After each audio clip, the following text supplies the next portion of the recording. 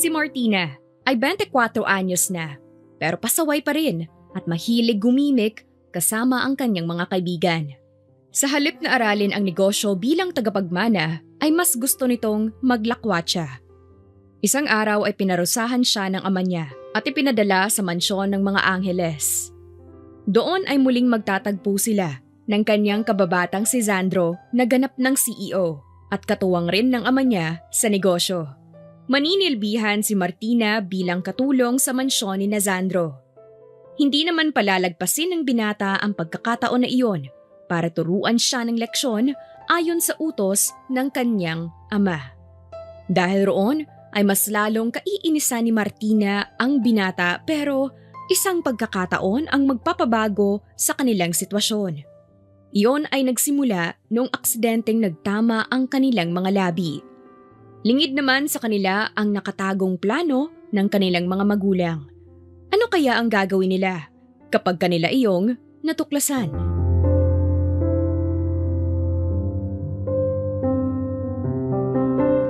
Magandang araw mga ka-Dear Selin! Bago ko simulan ang kwento natin ngayong araw, huwag kalimutang bisitahin ang ating website na talesofsiren.com or i-download ang ating Tales of Siren app sa Google Play Store at Apple Store.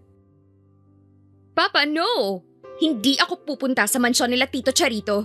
Napaka-antipatiko ng anak ng kaibigan mo na yon, remember? Nalaglag pa nga ako sa puno dati, matapos niyang iugali yon nung bata pa kami.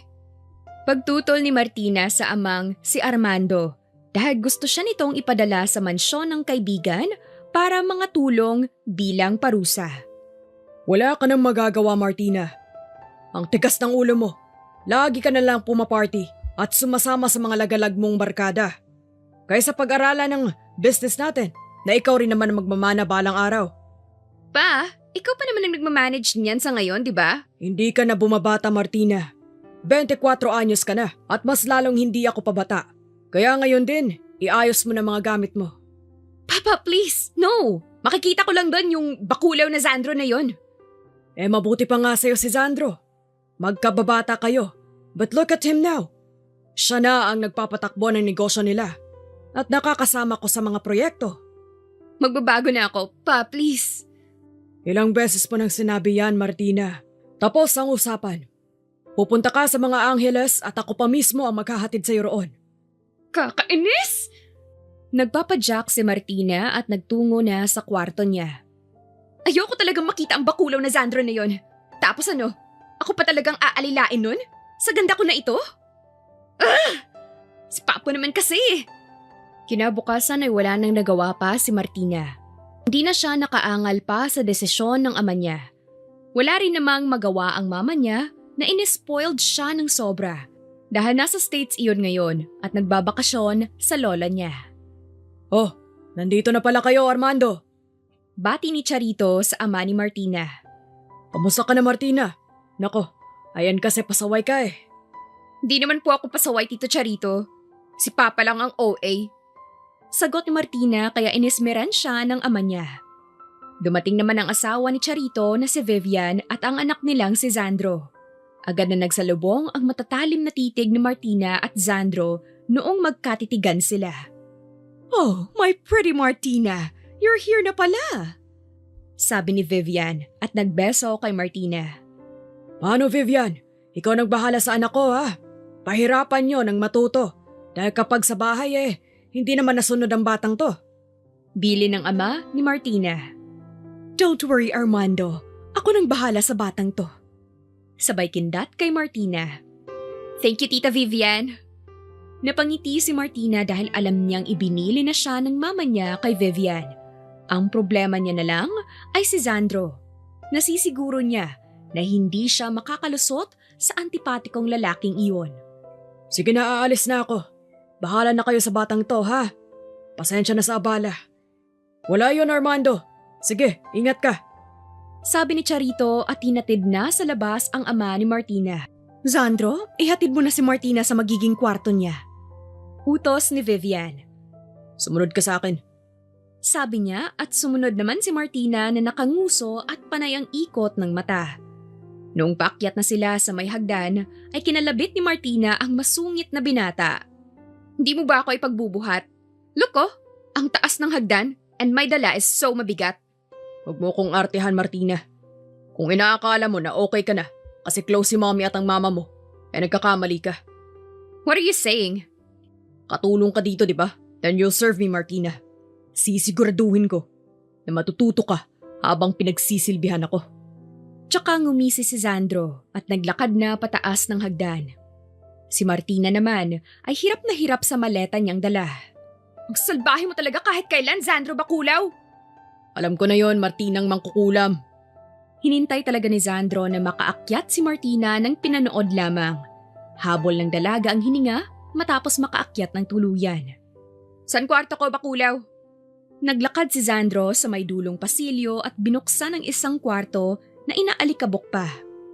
Ito ang kwarto mo. Dating maid's room. Kaso, umalis na yung dating nandito. Seriously? Wala ba kayong guest room? Bakit? Guest ka ba? You be our maid, so wag mo kong inaartehan. Simula na ng parusa mo, Martina. Kaya linisin mo na ang kwarto mo kung gusto mo ng maayos na matutulugan. Isusumbong kita kay Tita Vivian. Magsumbong ka. Isusumbong din kita kay Tito Armando. I'm sure na mas malalang punishment ang gagawin niya sa'yo at magtatagal ka rito. Nakakainis ka talagang bakulaw ka. Tabi! Tsaka hinawi ni Martina si Sandro at pumasok na sa kwarto. Malakas pa niyang sinara ang pinto bago muling sumigaw. Hindi man lang natinag si Sandro sa malakas na lagabog ng pinto. Naiiling na lang siyang nagtungo sa kwarto niya. Hello, Tito Armando? Sagot niya sa tawag ng ama ni Martina. Ikaw na bahala, Sandro. You know what to do. Tiwala naman ako sa'yo.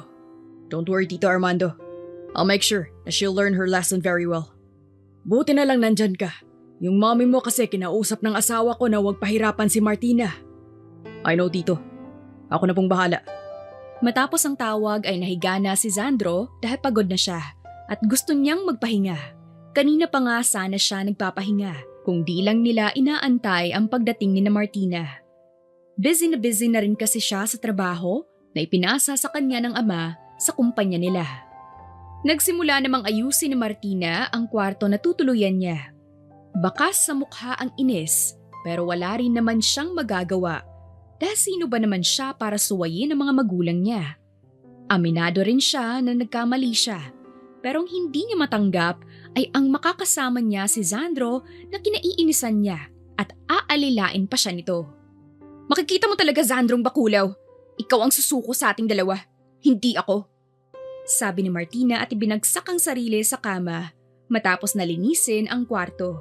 Dahil sa sobrang pagod niya at hindi sanay sa gawain ay nakatulog siya nang hindi niya namamalayan. Hey, sleepyhead, gising. Unti-unting nagmulat si Martina matapos maramdaman ang mahinang pitik sa noon niya. Gumising ka na, tululaway mo. Ulit ni Sandro at pinitik na naman ng mahina sa ilong ang dalaga. Napasigaw si Martina sa gulat matapos bumungad ang malapit na mukha ng binata pagdilat niya ng tuluyan. Kasabay rin nun ang pagtama ng ulo ng dalaga sa matangos na ilong ng binata. What the heck, Martina? My nose is bleeding, freak! Galit na sabi ni Sandro. Dinaluhan naman siya ng dalaga tsaka pinatingala. Akala niya ay nakonsensya iyon at aalalayan siya. Pero sa halip ay napainda siya noong apakan nito nang malakas ang paa niya matapos siyang itingala. Martina! Manya ka! Bakit kasi pumasok ka pa rito? Tsaka nanakbo ang dalaga palabas ng kwarto. Walang nagawa si Sandro at napapangibit na lumabas sa kwarto. Oh, anak! Anong nangyari sa'yo? Nasaan si Martina? Tanong ni Charito sa anak matapos makita ang nagdudugong ilong ng binata. Baka nagsumbong na kay mommy. Saad niya at nagtungo sa banyo. At mangkukulam. Kahit kailan talaga. Saad niya habang pinupunasan ng ilong at nakaharap sa salamin. Inutusan lang kasi siyang gisingin ang dalaga para sa dinner. Nasaktan pa siya nang wala sa oras. Bumalik na si Sandro sa dining area at doon nga ay naabutan niya si Martina na benalatan pa siya. Kahit kailan talaga isip bata. Sabi niya at sinadyang iparinig iyon. Rinig mo yon, Tita Vivian? Inaapi ako ni Sandro. Sumbong ni Martina. What did you do to Martina, ha, Sandro? Hindi na kayo mga bata para kayong aso at pusa hanggang ngayon. Baling ni Vivian sa kanyang anak. Mom, sabi ni Tito Armando, turuan niya ng leksyon. Bakit mo binibaby? Mabait naman itong si Martina. She needs to be responsible, Mom. Paano kapag dumating ang araw na ipasa na sa kanyang negosyo? Magkaasawa siya, pamilya. Wala siyang alam gawin kundi maglakwatsa. Paki mo ba? Hindi naman ikaw ang mapapangasawa ko. Sagot ni Martina na ikinasamid ni Sandro. Talaga, hindi ko rin naman gugustuhin na makapangasawa ng kagaya mo, no? Tubig nga. Utos niya sa dalaga pero inismiran lang siya. Huwag kang unguso-nguso dyan. Di naman kissable yung lips mo. Bigyan mo ako ng tubig. Katulong ka dito, Martina. Oh, saksak mo yan sa baga mo. Sabay abot ni Martina ng pitsyel. Paglagay mo ako sa baso. Ano, iinom ako sa pitsel? Ang OA mo, Sandrong Bakulaw, ha? Tito Vivian, no? Ang arte-arte. Sumbong ni Martina pero natawa na lamang sa kanila si Vivian. Kagaganyan nyo? Bahala kayo mamaya. Kayo pa magkatuluyan. Tsaka humagikgik si Vivian. Tumutol naman ang dalawa sa sinabing iyon ni Vivian. Wala namang nagawa si Martina at ipinagsali ng tubig sa baso si Sandro dahil ayaw siya tantanan ng matatalim na titig nito. Kumain nga lang kayo. Nasa harap kayo ng pagkain. Sabi ni Charito pagdating at sinaluhan na sila. Natahimik naman silang kumain na ng diretsyo. Matapos ng dinner ay umalis na si Vivian at Charito dahil may pag-uusapan sila. Naiwan sa hapag na magkaharap ang binata at dalaga. Tatayo na rin sana si Martina noong hilahin siya pabalik ni Sandro. Sa paghila pa nga nito ay napaupo siya sa kandungan nito na ikinabilog ng mga mata niya habang ang binata ay wala man lang pakialam sa posisyon nila. Where do you think you're going, Martina? Pitawan mo nga ako. May gusto ka sa akin, oh. Gusto nga kita. Sabi na eh. Kaya ka nagpapapansin sa akin. Tsaka kumawala kay Sandro pero mas iniyakap nito ang kanyang braso sa bewang niya habang kandong nito. Gusto kita, Martina. Wala kang magagawa talaga kasi gusto kitang paghugasin ng plato. Tsaka pinakawalan ang dalaga at napangisi. Plato? Bakit? Tingin mo talaga magugustuhan kita? Kilala na kita simula pa nung bata pa tayo. You're not even a wife material, Martina. Bakulaw ka? Hindi rin kita magugustuhan. Tsaka, hindi wife material? Watch me. Hindi lang yang mga hugasin ang huhugasan ko. Pati ang maruming mong ugali. Angil ni Martina at nagsimula ng ligpitin ang mga pinagkainan nila. Lihim na napangisi si Sandro sa pagkapiko ng dalaga. Hindi umalis si Sandro sa kusina at ngayon ay pinapanood na naghuhugas ng mga plato si Martina. Kaya naman pala. Nag-iinarte lang. Bulong niya. Anong tinitingin-tingin mo dyan? Baling na Martina noong maramdaman ang titig ng binata. Sabi mo kanina, watch me, di ba? Eddie, I'm watching you. Piloso pong bakulaw! Ay! Tili ni Martina matapos mabitawan ang isang malukong at bumagsak sa sahig na nabasag naman agad. Kikilos na sana siya pero hindi niya alam at ang bilis ng nakarating ni Sandro sa kinaroroonan niya. Don't move. Saad niya, tsaka siya mabilis na binuhat. Sa unang pagkakataon ay hindi nakakibo si Martina. May kung anong bigla na lamang nagwala sa dibdib niya. Napatingala siya sa gwapong mukha ni Sandro at napalunok kasabay ng mga paru-parong kumikiliti sa tiyan niya. Huwag mo kong titigan. Saad ng binata na nakapagpabalik sa dalaga sa realidad. Hindi kita tinititigan, no? Saan ka pala nakatingin? Tanong ni Sandro at ibinabana sa upuan ang dalaga. Sa ano? Sa kisame. Ano namang meron sa kisame? Langaw. Tama, may langaw kasi nalipad na kanina. Palusot niya at saka napatingin sa semento. Bakit may dugo? Turo niya sa semento at sinundan iyon hanggang sa matukoy niyang galing iyon sa paa ni Sandro. Nabubog ka, Sandro! Worried about me? Nakangisi na saad ng binata. Malamang, di naman ako ganun kasama kagaya mo. Tinulungan mo ko kaya nangyari yan. Diyan ka lang, kukuha ko ng gamot. Sabi ni Martina at hinila pa upo ang binata tsaka umalis.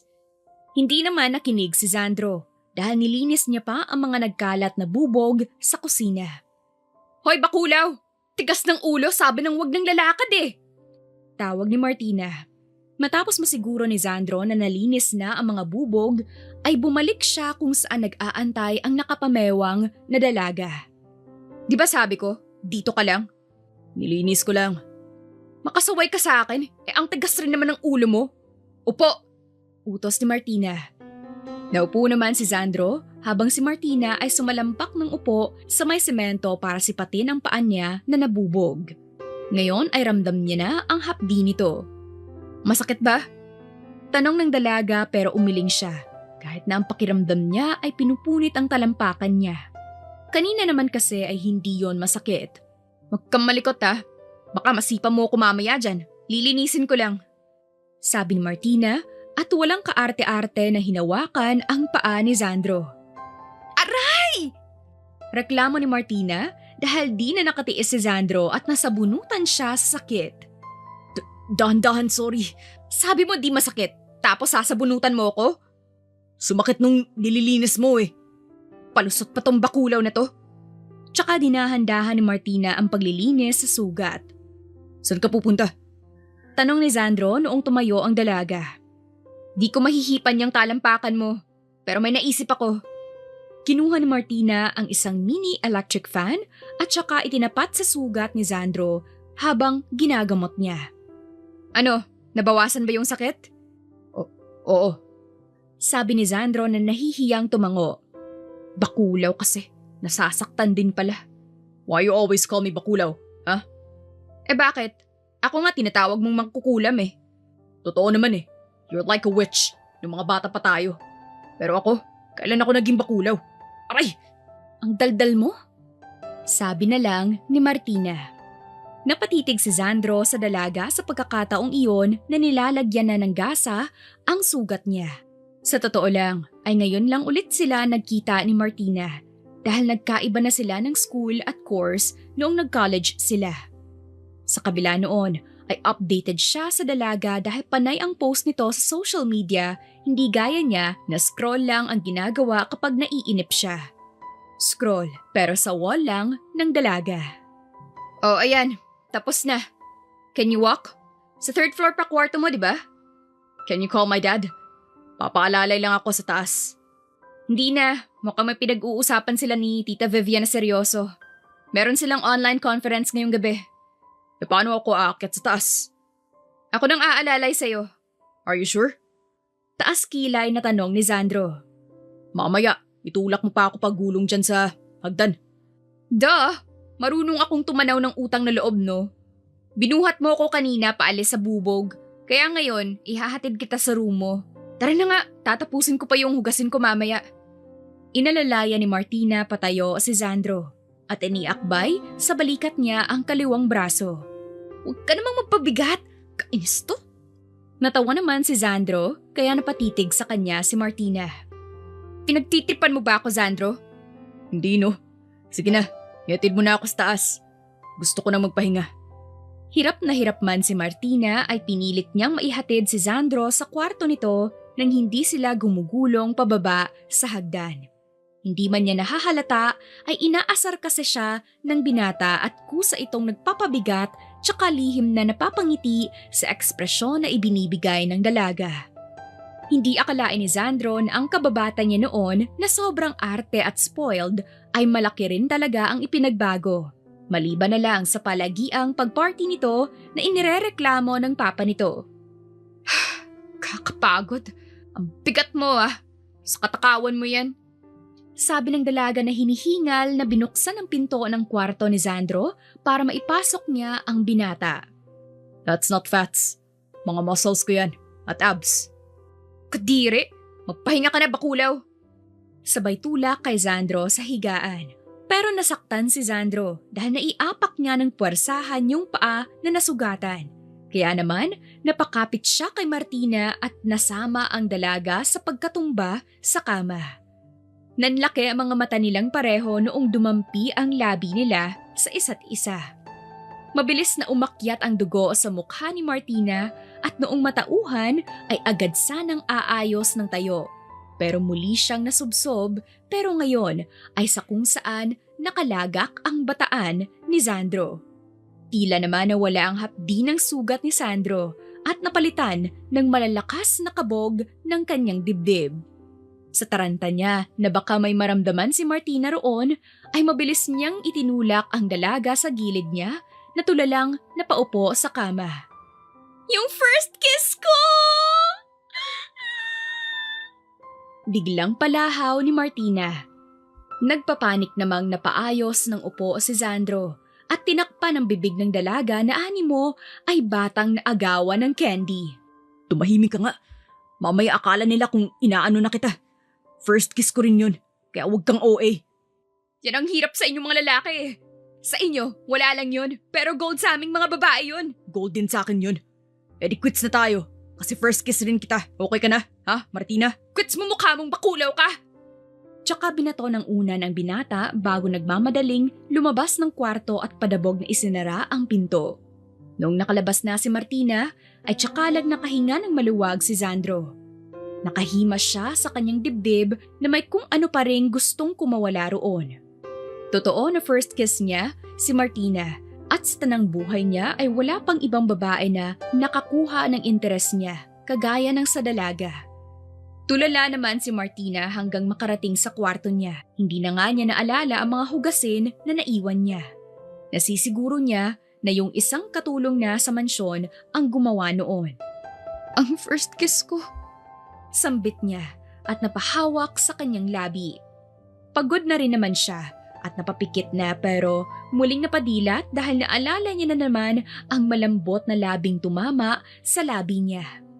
Pinakiramdaman niya pa ang sarili at parang kinikiliti ang tiyan niya sa dami ng paru-parong nagliliparan roon. Napasigaw siya na nakatapa sa unan para hindi marinig ang ingay. Kinaumagahan ay halos magkasabay sila ni Sandro sa hagdan, pababa sa dining area. Parehong halata na hindi nakatulog ng maayos dahil sa malalim na mga mata nila. Anong nangyari sa inyo? Ano ito? Palakihan ng eye bags? Tanong ni Vivian noong makita ang dalawa. Binangungot kasi ako, Mom. Sabi ni Sandro kaya pinandilatan siya ni Martina. Anong nangyari sa paa mo? Okay naman ito, Mom. Magaling yung Dr. Kwak-Kwak eh. Hindi na masakit. Nabubugpo yan, tita. Nakabasag kasi ako ng mangkok nung pinaghugas niya ako kagabi. Saan ni Martina sabay ngisi? Pinaghugas mo si Martina? May isa pa naman tayong katulong ah. Eh di ba, Mommy? Sabi ni Tito Armando, katulong siya hanggat nandito siya. Well, ginawa ko lang ang gusto ni Tito. Para matuto ang prinsesa niya. Umagang-umaga nagbabangayan kayo. Biglang dating naman ng ama ni Sandro. Ipagtimpla mo ako ng kape. Diretsang utos ni Sandro sa dalaga.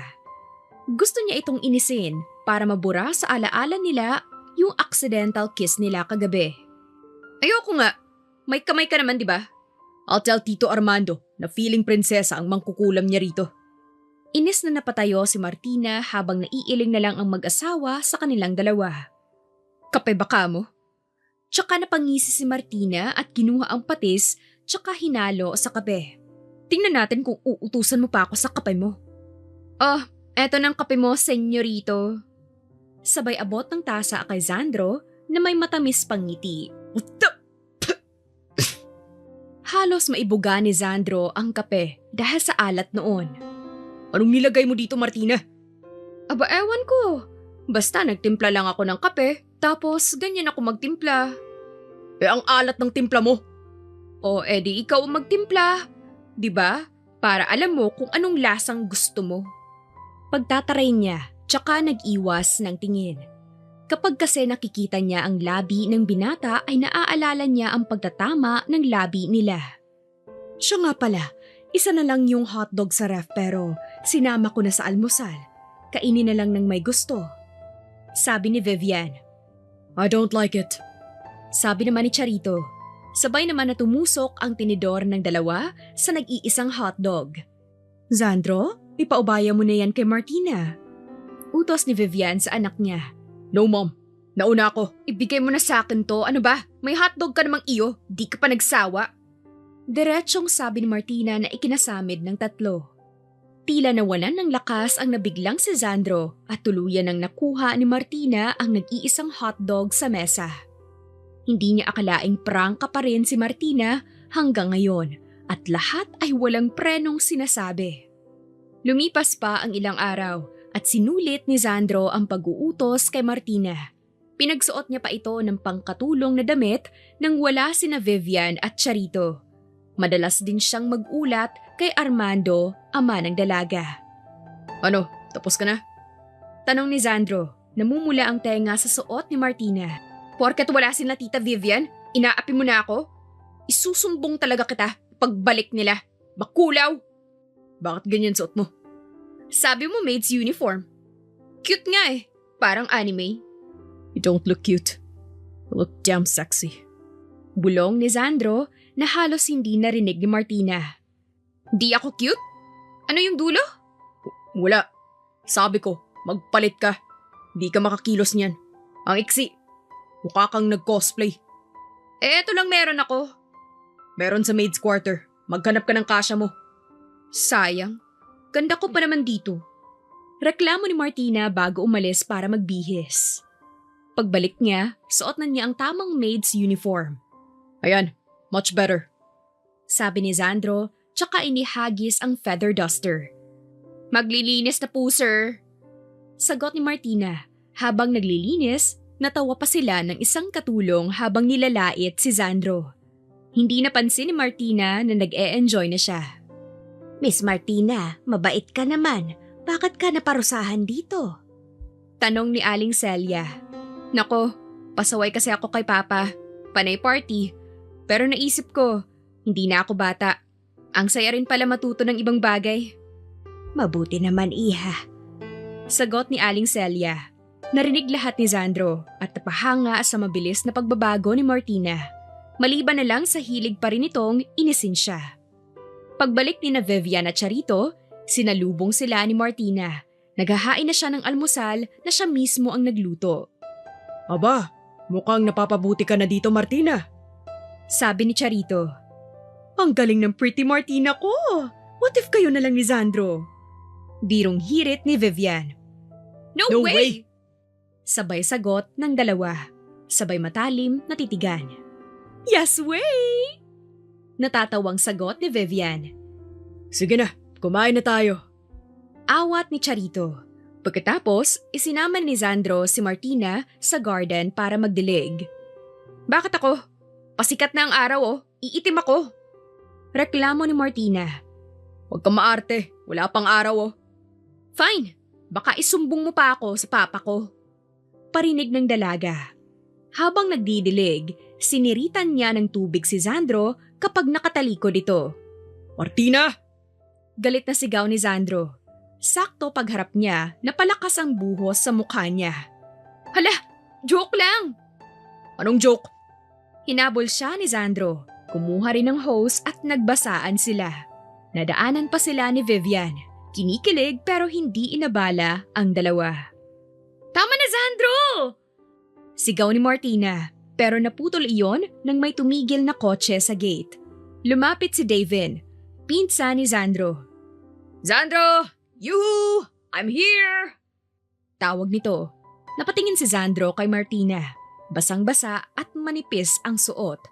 Napalunok siya. Pumasok ka na. Utos niya. Sino yun? Pogi ah? I said get inside.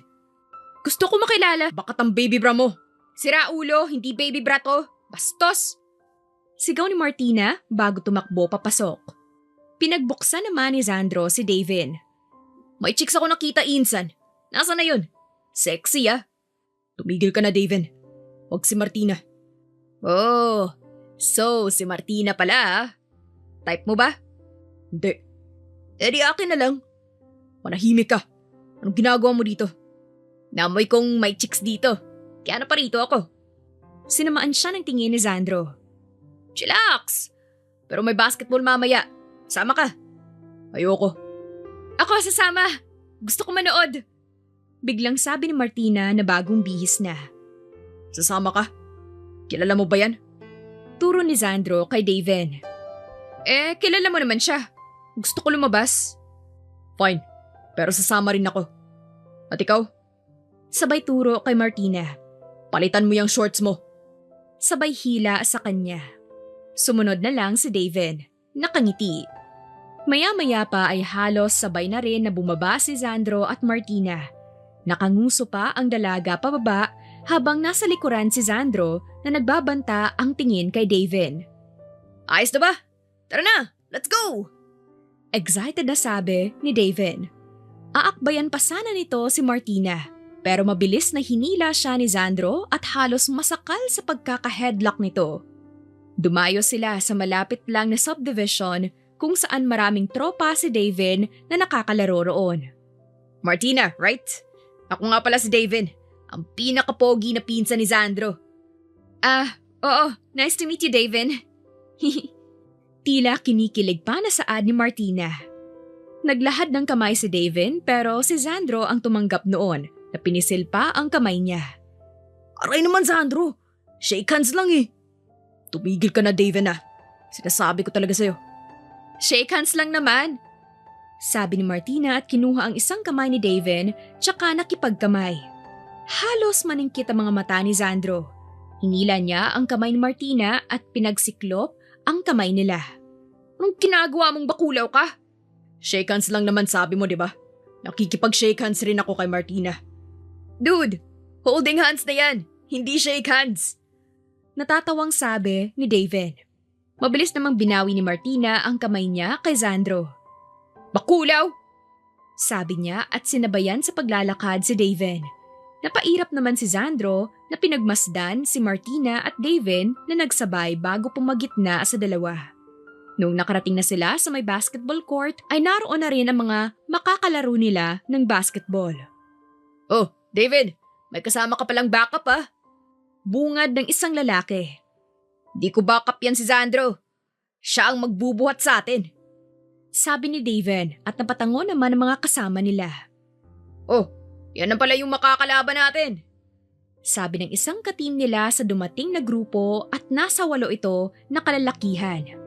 Halatang maaangas ang dating ng mga iyon na hindi nagustuhan ni Martina. Iba kasi tumingin ng mga iyon kaya nang magtagpo ang mata niya at isa sa mga lalaki ay inirapan niya iyon. Narinig niya naman ang bahagyang pagtawa noon. Kompleto na ba? Warm up na kayo, tapos simulan na natin. Sabi ng lalaki na siyang namamahala sa mga laro doon sa subdivision. Hindi kasi nawawalan roon ng facilitator sa court. Palibhasa, mayayaman ang nakatira sa subdivision. Nagsimula na silang mag-warm up habang iniwan naman ni Sandro at David ang bag na dala nila kay Martina. Pumito na ang referee. Hudyat, nasisimula na ang laro. Good luck! Kaya niyo yan! Sigaw ni Martina, sabay thumbs up kay David at Sandro. Oo naman! May cheer kami eh! Sagot ni David na kinaladkad na ni Sandro sa gitna ng court. Nagsimula na ang laro at ang bola ay nasa kalaban. Pero ilang sandali pa ay naagaw iyon ni Sandro. Napahanga si Martina sa husay ng binata. Halos ito ang napuntos at siyang nagdadala ng laro. In fairness, magaling. Sabi ni Martina na ang mata ay na kay Sandro lamang. Anak ng patola! Hoy, madaya yan ah! Napasigaw siya nung nagkakainitan na sa laro ay sinadyang sikuhin ng isang player si Sandro. Pumito ang referee pero si David ay sinugod ang lalaking naniko. May problema ka ba pre? Laro lang to! Walang personalan! Inis na sabi ni David. Inawat naman siya ni Sandro na dumugo ang kilay dahil sa natamaan ng siko.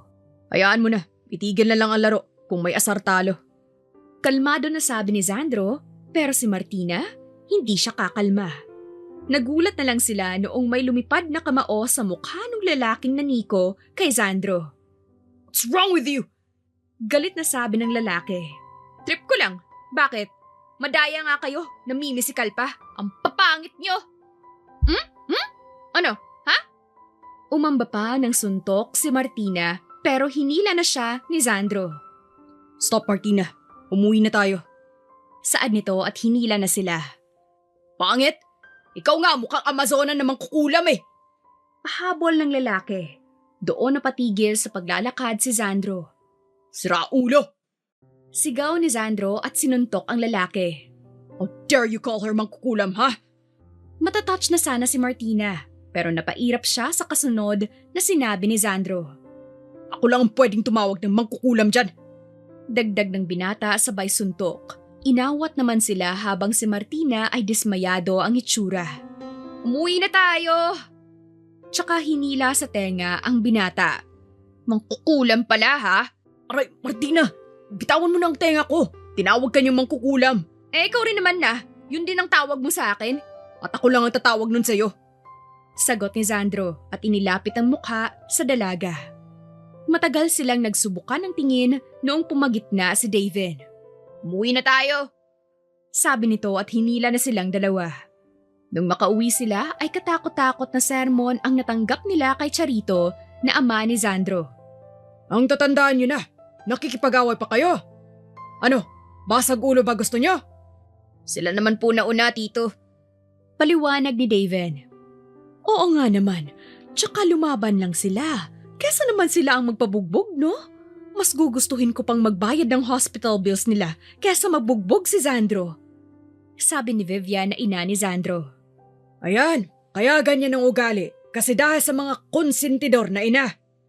Napanguso naman si Vivian pero ilang sandali ay inirapa ng asawa tsaka nag-walk out. Mahal, sorry. Habol ni Charito na ikinatawa ng tatlo. Pasensya na, napasama pa yung yaya ko. Pero kailangan ko na rin umuwi. Paalam ni David.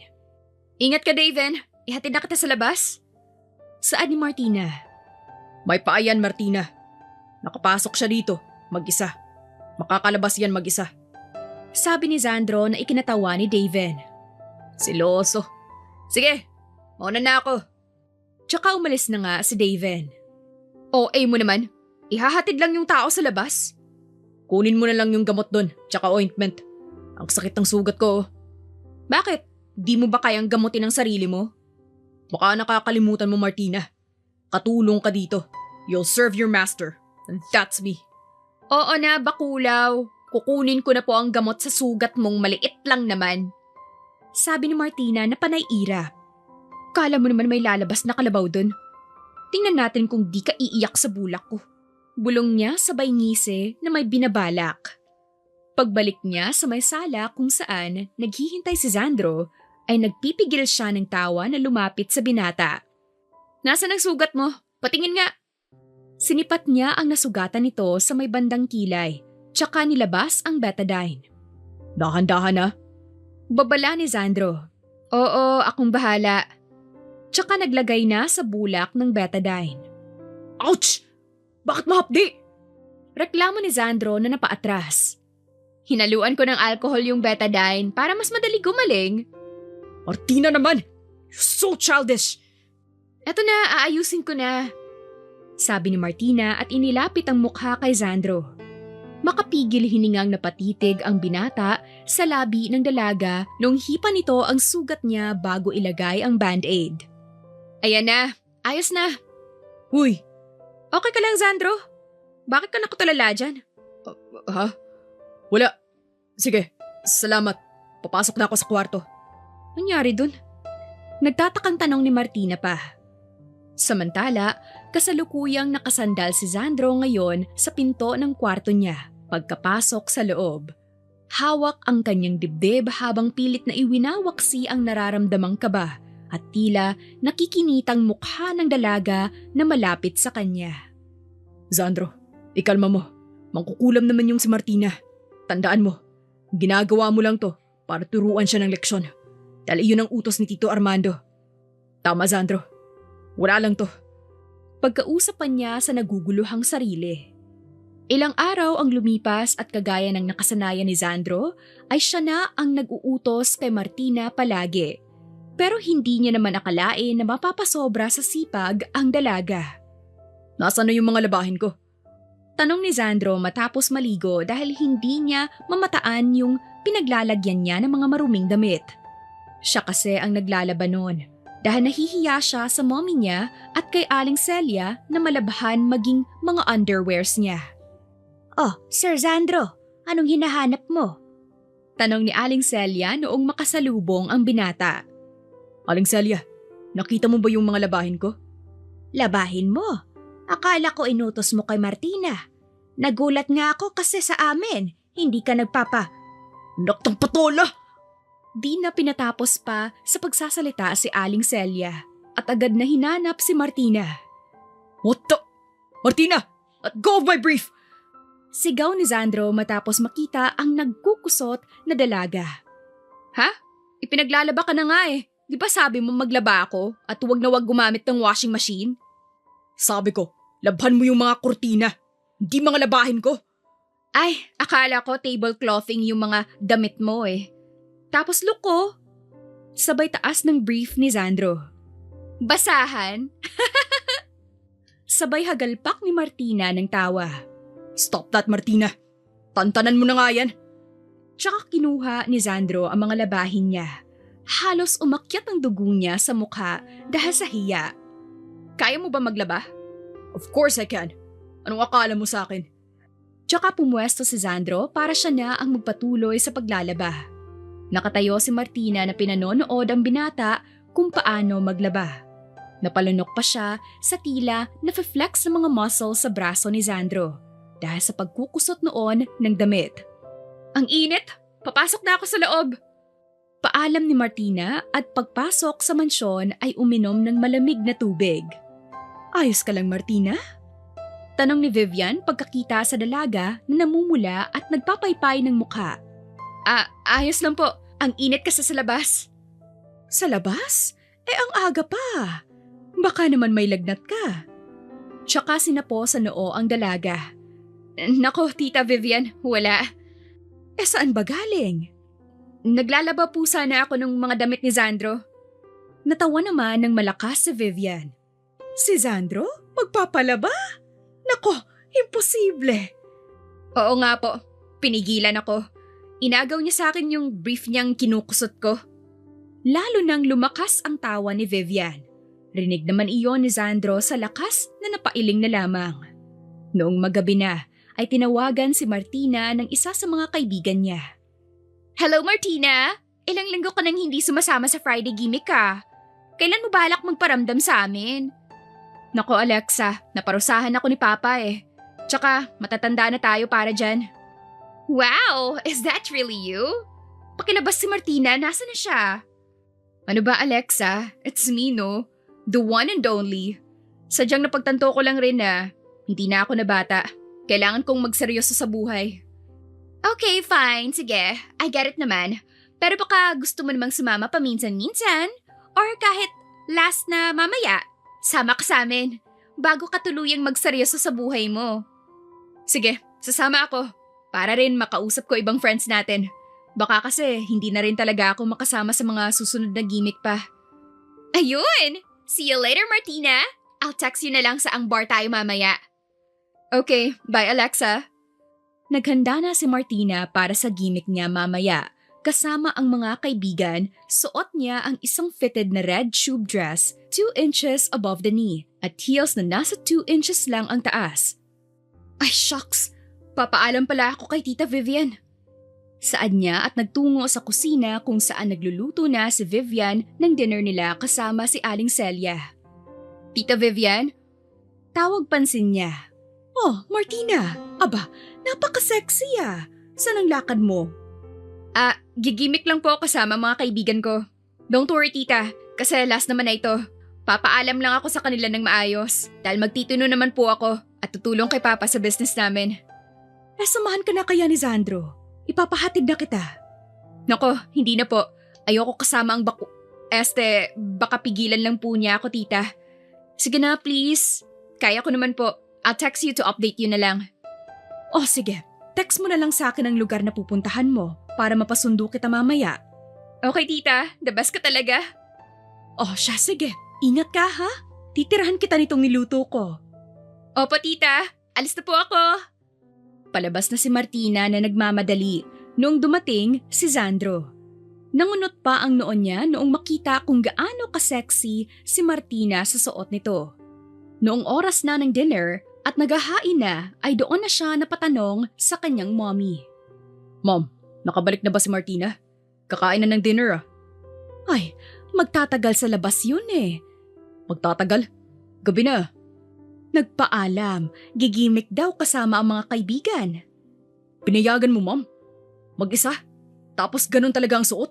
Alam mo ba kung saan siya gigimik, Mommy? Sa San Lorenzo daw sila eh.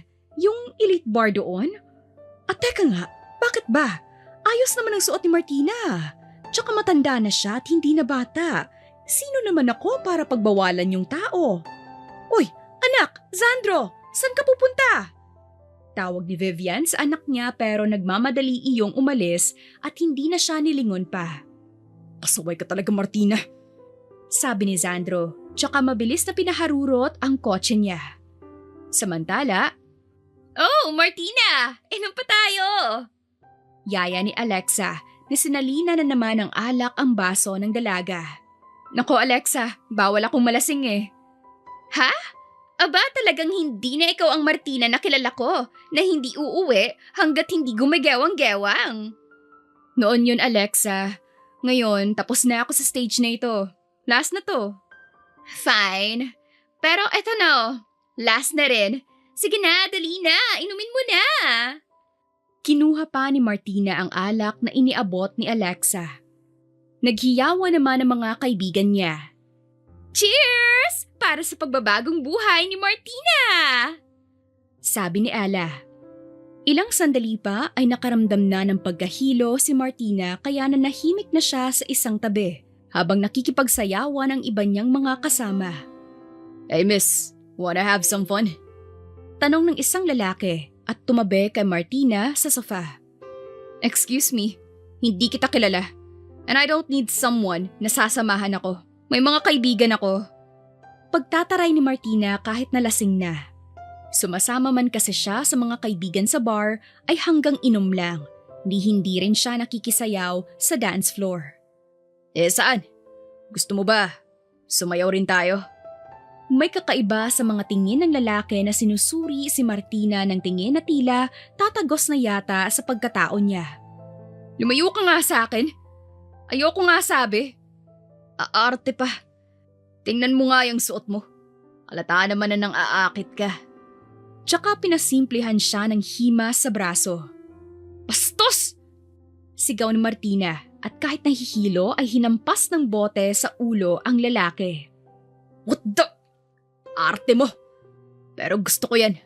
Mas may thrill." Tsaka lalapit pa rin kay Martina. "Martina!" Sigaw ni Alexa at naglapitan na ang mga kaibigan niya. Bago pa man makalapit ng tuluyan ang lalaki, ay isang malakas na suntok ang natanggap nito dahilan ng pagkabagsak sa sahig. "Zandro?" Sambit ni Martina habang ang mga kaibigan niya naman ay napanganga. "Tigas talaga ng ulo mo, Martina. Di ba sinabi na ni Tito Armando na tigilan mo ng kagigimik mo? Paano kung hindi ako dumating, ha?" Galit na sabi ni Zandro. Babangon naman sana muli ang lalaki nang magkakasunod na tadyak sa mga kaibigan ni Martina. "Kasama ko naman mga kaibigan ko eh." "Kaibigan? May pagtatanggol ka ba nila agad, ha?"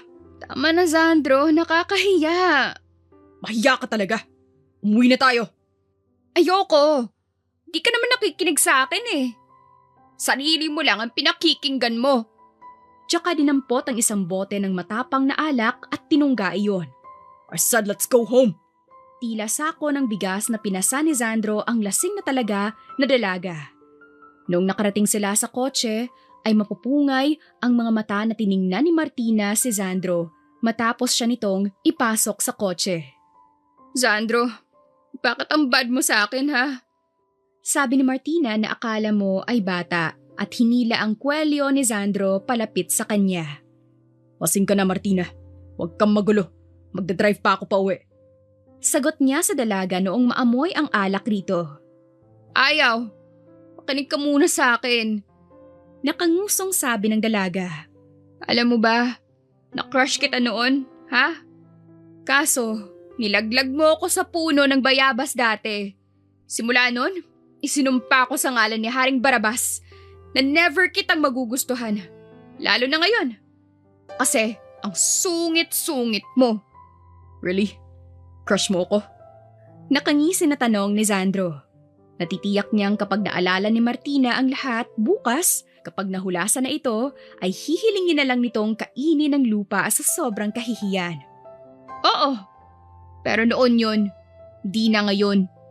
Nangunot ang noon ni Sandro at tinitigan ng dalaga na nakangisi pa sa kanya. Are you sure? Hindi mo na ako gusto, Martina? Oo.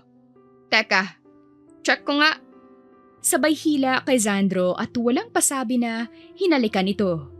Nanlalaki ang mga mata ni Sandro noong lumapat ang malambot na labi ng dalaga sa kanya. Nalasahan niya pa ang alak noong mariin na mas inilapat ni Martina ang pagkakahalik sa kanya. Oh, ha? Wala na akong nararamdaman sa'yo. Hindi na naituloy ni Martina ang sinasabi noong siilin siya ng halik ni Sandro.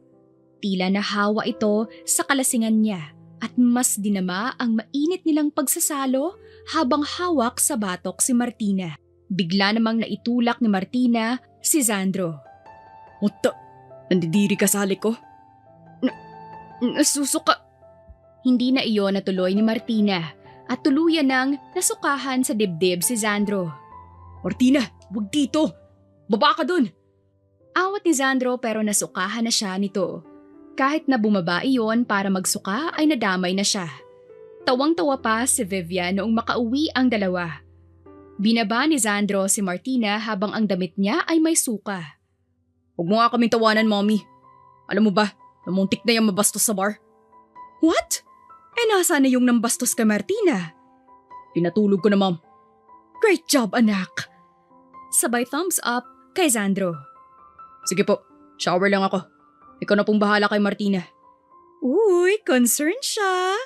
Gusto mo na si Martina, no? Hindi, no? Tanggi niya pa. Noong naliligo na si Sandro ay dinaman niya ang malamig na tubig sa shower pero sa tuwing napikit siya ay nadarama niya ang malambot na labi ni Martina. Nagpa-flashback sa kanya kung paanong hindi niya nakontrol ang sarili at hinalikan ang dalaga.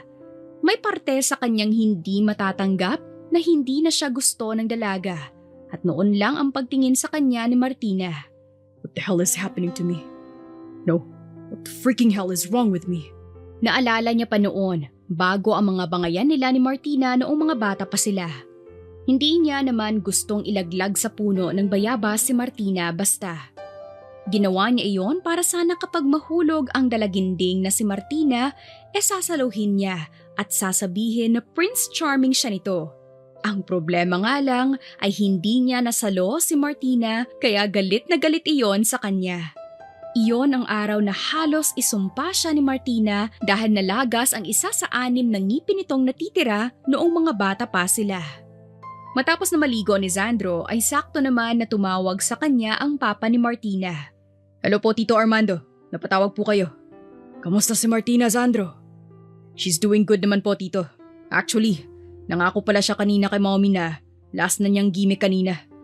Gumimik na naman si Martina. Chill, Tito.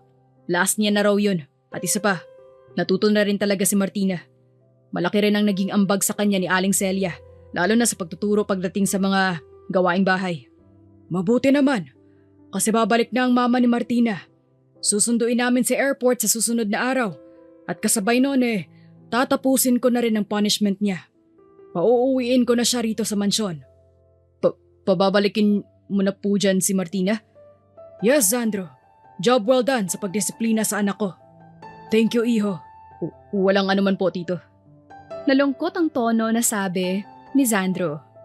Samantala, nagising na si Martina at wala nga itong maalala maliban sa hanggang doon lang sa sinuntok ni Sandro yung lalaki na nagtangkang bastusin siya. Nakahinga naman ng maluwag ang binata dahil kapag nagkataon ay maaalala nito kung paano niya iyon sinunggaban din ng halik.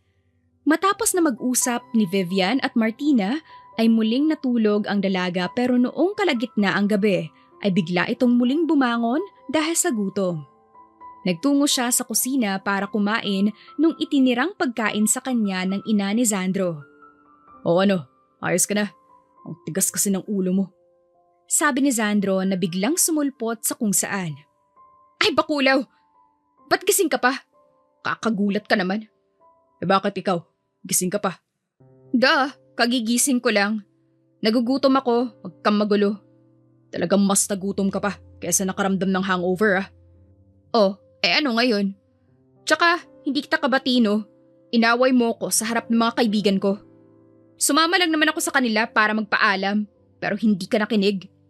Nag-aalala lang naman ako sa'yo, Martina. Nag-aalala?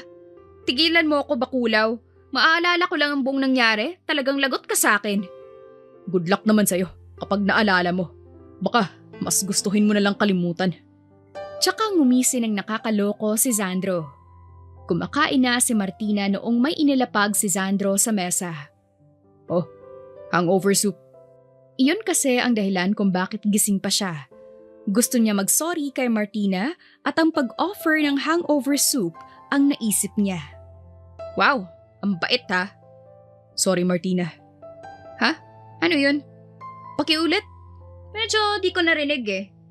Bingi-bingihan ng dalaga. Sabi ko, sorry na, okay? Nasigawan kita sa harap ng mga kaibigan mo. Totoo naman kasi na nag-aalala ako sa'yo. Weh, bakit ka naman nag-aalala sa akin? Kasi ako ang malalagot kay Tito Armando. Palusot ni Sandro. Tss, oo na. Masarap ba tong soup mo? Oo, maaalala mo yung malilimutan mo pangalan mo kapag natikman mo yan. Humigop si Martina ng soup at saka natigilan sandali. Ano? Kamusta ang lasa? Tanong ni Sandro. Sino ako? Sabi ni Martina. Sandali silang nagkatinginan bago natawa sa kalokohan nilang dalawa. Simula nga noong gabi na iyon ay mas napalapit na sila sa isa't isa. Nakakapagkwentuhan na ng normal at walang bangayan ay kinatutuwa rin ng mga magulang nilang may hidden agenda pala. Isang araw, dumating ang isang babae sa mansyon ni Sandro. Nagpakilala iyon na kaklase ni Sandro noon sa Amerika at sumunod sa Pinas para lamang hanapin ang binata. Angelica, what are you doing here? Tanong ni Sandro noong makita ang babae. Agad iyong lumapit sa kanya at lumingkis sa braso niya. Hi Zandy! I miss you! Zandy? Wika naman ni Martina habang nagmamasid sa dalawa. Teka nga Angelica, bitaw nga. Sabi ni Sandro at inalis ang pagkakalingkis sa kanya ng babae. Why? Sinundan pa kita dito sa Pinas oh. Hello? Ako na ang sumunod. So kailan mo ba ako balak sagutin Zandy ko? Tantanan mo na ako Angelica. Bumalik ka na ng US. Wala kang mapapala sa akin. Zandy naman eh. Di ako aalis. Sabi noon at saka naupo sa sofa. Namataan ni Angelica si Martina na nagmamop. Hoy katulong! Halika nga rito! Tawag ni Angelica. Ako? Sabay turo ni Martina sa sarili niya. Lihim na natawa si Sandro dahil nasisiguro niya na walang binatbat itong si Angelica sa kataraya ni Martina. Aba, malamang, ikaw lang naman ang katulong sa ating tatlo. Tsaka tumayo si Angelica para lapitan si Martina. Ikuha mo nga kami ni Zandy ng juice. Dalian mo. Ayoko nga. Hindi mo ako katulong. Isa pa, wala namang Zandy sa mansyon na to. Nagpipigil si Sandro na matawa. Bakas ang inis ni Angelica sa palaban na si Martina. How dare you talk back to me? Zandy? Nakita mo? Sinasagot ako ng katulong niyo. Boba, di mata ang nakakarinig kundi tenga. Sabay irap ni Martina at doon na nga natawa si Sandro. Di ako papayag na ipahiya ako ng katulong.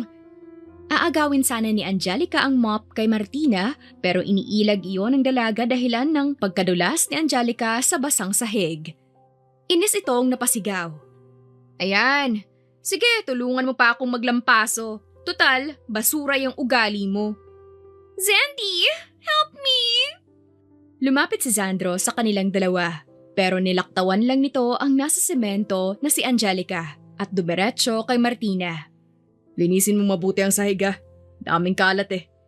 Sabi ni Sandro pero inirapan siya ni Martina na naiinis at pabulong-bulong pa. Hindi nila namalayan ang mabilis na pagtayo ni Angelica.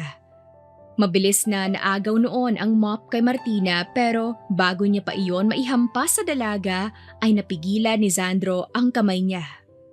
Stop it Angelica. Umalis ka na. Sigaw ni Sandro. No Zandy! I said leave.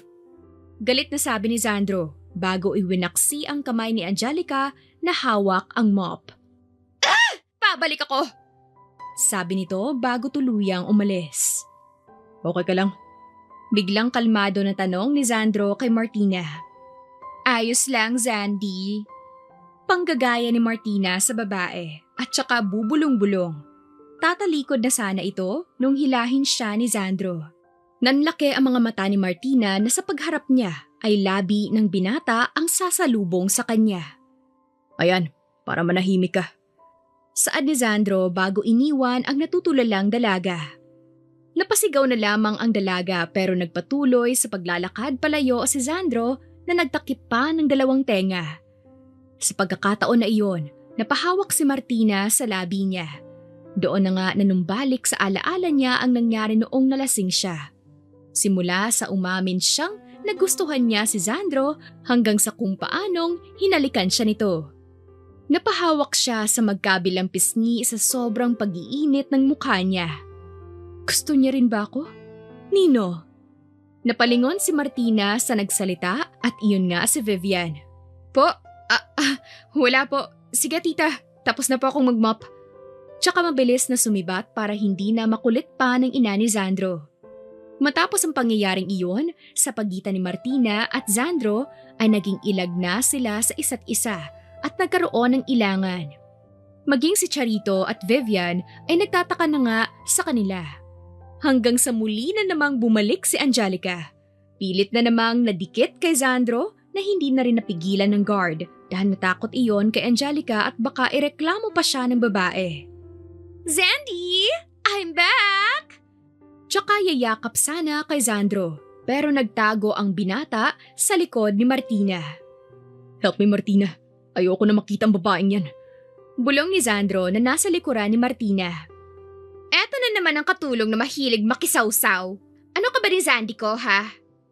Zandy mo mukha mo. Walang Zandy dito. Bakulaw meron. What? What's bakulaw? Ditong nasa likod ko. Tantanan mo na nga si Sandro. Pati ako nadadamay sa inyo. Hindi ko siya tatantanan. Single naman siya So bakit ako susuko? Alam mo, Angelica, sinong may sabi sa'yo na single pa to? Akin na to Sabay hila ni Martina kay Sandro. Sa harapan mismo ni Angelica ay siniil ni Martina ng halik ang binata. Hindi niya alam pero hindi na rin niya makontrol ang kumawalang selos sa kanya. Isa lang ang natakbo sa isip niya ngayon. Sa kanya lang si Sandro at hindi sa iba pa. Napaatras si Martina noong tumugon ng halik si Sandro. Inaasahan niya rin iyon matapos ang ilang naging tagpo ng labi nila. Ngayon malinaw na sa kanya ang lahat. Mahal niya na nga si Sandro, higit pa sa pagiging kababata. No! Sigaw ni Angelica. It's a yes for me. Sabi ni Vivian na dumating.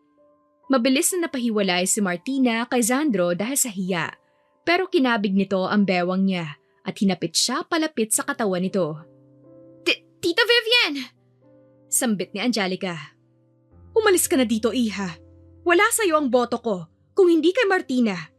Huwag mong antayin na kalad ka rin kita dito palabas sa mansyon ko. Natameme si Angelica kay Vivian at wala nang nagawa pa kundi ang umalis na. Gulat pa rin kasi ito sa nasaksihan niya na halika ni Sandro at Martina. So, ano yung nakita ko? Tanong ni Vivian. Pilit naman inalis ni Martina ang nakapulupot na braso ni Sandro sa bewang niya. As you can see, Mom, hinalikan ako ni Martina. Gusto niya ako. Kaya sige, gusto ko na rin siya. Sagot ni Sandro. Hoy, ang kapal mo Ikaw kaya yung nanghalik sa akin nung nalasing ako. So, naaalala mo na pala. Tsaka inilapit ni Sandro ang mukha sa dalaga. Sobrang lapit na halos maglapat na muli ang mga labi nila. Diyos ko, usapang halik. Bahala nga kayo dyan nang magkalinawan kayo. Hanapin ko na lang si Charito. Sabi ni Vivian at iniwan na ang dalawa. Bitaw nga dyan, bakulaw. I love you, Martina. Ha? Gusto kita. Can I court you? Liligaw ka pa Nakailang halik ka na. Sabi ni Martina na kinikilig. Hindi ka na papaligaw sa akin? Tayo na agad? Hindi makapaniwalang tanong ni Sandro. Oo nga, ayaw mo? Syempre gusto. I love you. Araw-araw kitang liligawan kahit uugod-ugod na tayo. Mwah! Tsaka hinalikan ng mabilis ang dalaga at kinuyog ng halik sa mukha. I love you rin, Zandro. Sabi ni Martina na nakapagpatigil kay Zandro. Shucks! Kinikilig ako, ano ba? Sabi nito na ikinatawa ni Martina. Dumating naman ang araw na kailangan nang umalis ni Martina sa mansyon ni Zandro. Darating na kasi ang mama nito at babalik na rin ng sarili nilang mansyon. Salamat sa pagpapatuloy sa anak ko at pagtuturo ng leksyon. Sabi ni Armando kay Zandro. Wala nga naman po, tito. Basta para kay Martina. Sabi ni Zandro. Nagtaka naman ang ama ni Martina dahil kailan lamang ay halos magpatayan ang dalawa ng titigan. Gaya ng inaasahan ay sinundo ni na Martina ang mama niya sa airport tsaka tuluyan ang umuwi sa kanila. Ilang araw matapos noon ay nilagnat naman si Martina. Ano yan, anak? Lovesick? Natatawang sabi ng mama niya. Lakas naman ang pakiramdam mo, mama. Ako pa ba? Mama mo ko eh. Sabi nito tsaka iniabot ang gamot kay Martina pero kagaya noon ay ayaw talaga nito sa gamot. Hindi ka gagaling anak kapag hindi ka uminom ng gamot. Mommy, ang pait. Tsaka sinat lang naman to. Pasaway ka talagang bata ka. Nasabi na lang ng ina niya na walang nagawa. Nakarating naman kay Zandro ang balita na may sakit si Martina at ayaw uminom ng gamot. Narinig niya kasi nakatawagan ng mommy niya ang ina ni Martina. Zandro, anong ginagawa mo dito? Balita ko, ayaw mo raw uminom ng gamot. Sabi ni Zandro dala ang isang baso ng tubig at isang capsule na gamot. Mapait nga kasi. Hindi naman mapait tong capsule ah. Nahahati kasi sa bibig ko yan kahit di ko pa nalulunok. Gagaling din ako. Kasi, nakita mo na ako? Did you miss me? Mangkukulam ko? Sabi ni Zandro at naupo sa kama ni Martina. Oo naman, bakulaw ko. Sabi ng dalaga at napangiti. Pero, iinom ka pa rin ng gamot. Sabi ni Zandro at nilagay sa pagitan ng labi niya ang capsule tsaka siniil ng halik si Martina. Wala nang nagawa si Martina kundi lunukin ang gamot na nilapat ni Zandro sa bibig niya sa pamamagitan ng paghalik. Nalunok niya na nga ang gamot ng walang tubig pero nagpatuloy ang matamis at madamdamin nilang pagsasalo. Ilang araw pa ang lumipas. Magaling na si Martina at a-attend sila ngayon ng event para sa merging ng company nila at ni Zandro. Noong dumating si Martina ay agad siyang sinalubong ng binata na halatang gandang-ganda sa kanya. Oh, tulo mo lumalaway. Pang-aasar niya kay Zandro. Laway kasi yung tumutulo. Baliktad ka naman eh. Kontra ni Zandro na hindi nakuha ang biro sa sinabi ni Martina. Anyways, you look so stunning and gorgeous, my love. Uy, himala. Di naman kukulam? Nope, my love na simula ngayon. Sabi ni Zandro at inalalayan siyang maupo. Nakikinig na sila sa programa at nagkakatuwaan habang binabanggit ang accomplishment projects ng kani-kanilang kumpanya noong biglang iba ang nag-flash sa screen.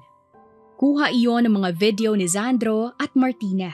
Sabay nila iyong pinanood at matapos noon, nagtungo ang mga magulang nila sa stage na ini-announce sa lahat ang kanilang engagement kasabay ng merging ng kanilang mga businesses. Hindi naman natumutol pa si Zandro at Martina. Sa halip ay bigla na lang lumuhod ang binata sa harapan ng dalaga. Will you marry me, Martina? Not because our company is merging, but because our heart is becoming one. Oo naman, bakulaw ka. Naiiyak na sabi ni Martina. Bakulaw pa rin? Oo, ikaw lang naman ang nag-iisang Zandrong bakulaw na pakakasalan ko. Sabi niya, kasabay ng palakpakan ng mga tao. Tuwang-tuwa naman ang kanilang mga magulang. Ang mga magulang nila ay plinano rin talaga na mas paglapitin sila simula pa lamang noong una. Hindi nagtagal ay naikasal rin si Zandro at Martina. Pinagtulungan nilang mas paunlarin ang nasimulang negosyo ng mga magulang nila. Nagbunga ang kanilang pag-iibigan ng kambal na babae at lalaki. Pinangalanan nila iyong Martin at Zaya. Tuwang-tuwa rin ang mga magulang nila na ganap ng mga lolo at lola. Dagdagan nyo na ito agad Hirit ni Armando na ama ni Martina. Oo nga, sundan nyo agad. Sagot ko na ang gatas. Sabi ni Charito. Ano ba kayo? Mas healthy ang gatas na galing sa ina. Di ba nga, balae? Sabi naman ng ina ni Martina kay Vivian na ina ni Sandro. Maawa naman po kayo sa akin. Kaeere lang ng tao Sabi ni Martina na naka-breastfeed pa matapos manganak. Oo nga po. Di bale, paglabas ni Martina dito sa ospital, bibira ako agad. Sabi ni Sandro kaya siniko siya ng asawa. Biro lang mahal. I love you. Paglalambing ni Sandro. Love you today. Love you tomorrow. Love you forever. Life is better with you by my side, Sandro. You bring out the best in me. No, Martina. You are the best of me. Ang pag-iibigan ni Martina at Sandro ay hinubog ng panahon. Nagsimula sa pagkakaibigan, bangayan na sa huli ay nauwi rin sa wagas na pagmamahalan. Sabi nga ni Lao Tzu, isang Chinese philosopher, being deeply loved by someone gives you strength, while loving someone deeply gives you courage. Ang katapangan nilang ipahayag ang tunay na damdamin para sa isa't isa ang siyang naging daan para sa kanilang walang hanggan na pag-iibigan. Wakas.